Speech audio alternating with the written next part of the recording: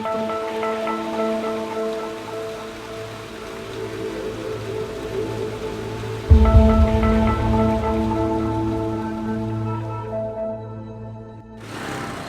napakagandang araw ito para sa mga residente ng Barangay Santa Ana sa Taytay, Rizal.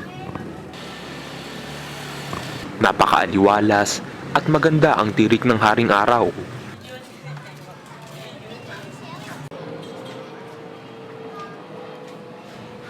Ang mga tao'y maayos na nakakapagtrabaho.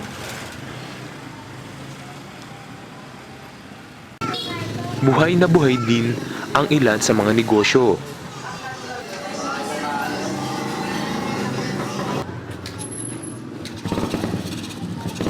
Malaya namang nakakapaglaro ang mga kabataan.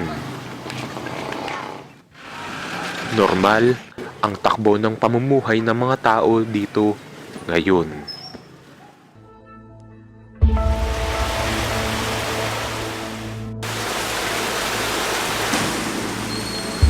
Sa kakaunting patak ng ulan, aakalain mong normal lang ito.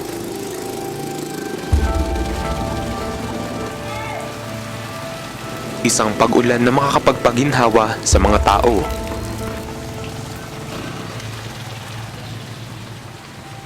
Ngunit, ang ulang ito pala ang magdudulot ng isang delubyo.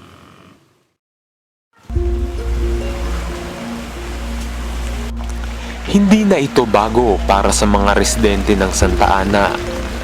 Taon-taon, kahit kakaunting patak ng ulan lang ang bumuhos, nagdudulot agad ito ng matinding pagbaha.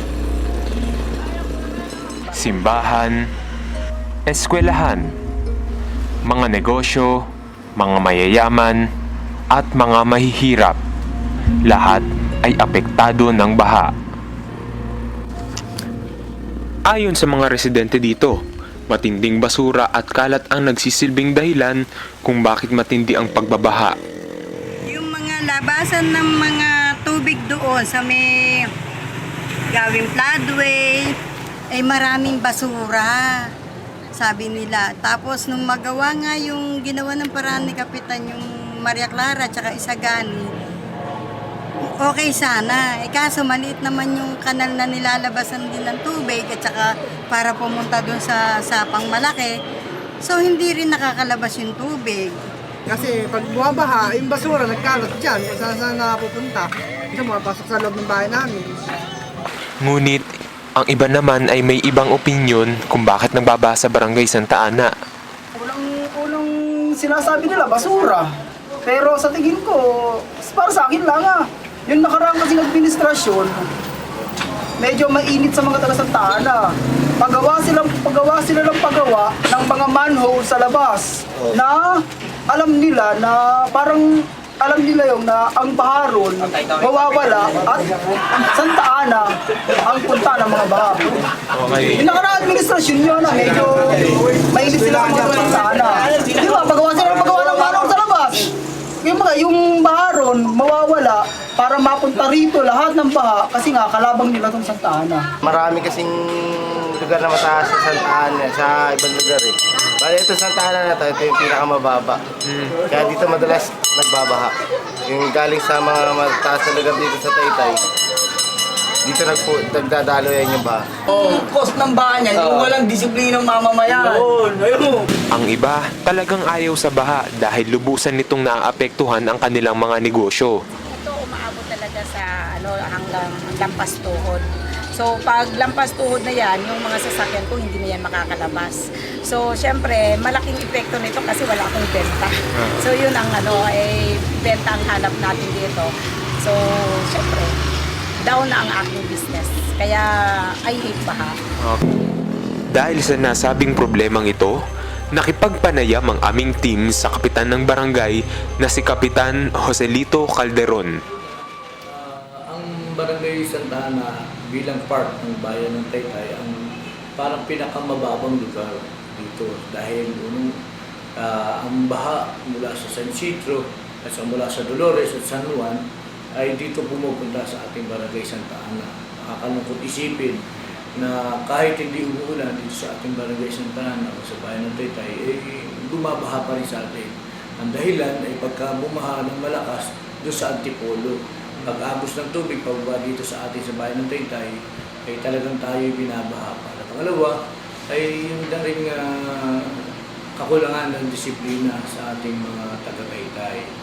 Kailangan may disiplina ang mga taga-San Isidro, mga taga-Barangay Dolores.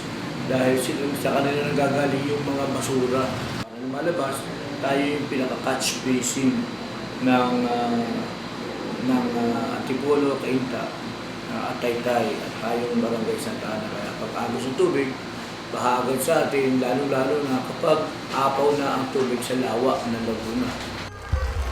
Dahil sa pagbabaha dito, talagang hindi maiiwasan ang mga aksidente. May ilan ding naitalang namatay dahil dito. May naglalakad na tao na lasing, nahulog sa kalasingan. Nung mahulog siya, hindi na siya nasagip dahil naamin doon siya ng tubig at napailalim na sumabit doon sa mga siit ng mga kawayan o doon sa mga puno ng kabukal. Ganun din yung isang bata dito sa lugar naman ng Maningning. Naglalakad naman yung bata ay may sakit na epileptic o para epileptic yung bata o may epilepsy siya. Pagtapat niya doon sa ating riprap, bigla siya inatake, nahulog siya doon sa tubig. Mababaw lang yung tubig hanggang tuhod. Kaya lang kung epileptic siya, walang nakakita na nahulog doon sa tubig hanggang tuhod lang. Nakakain ng burak at saka tubig, kaya yun matay siya. Sa kasalukuyan, gumagawa ng ilang hakbang ang pamahalaan para sa kaayusan ng barangay.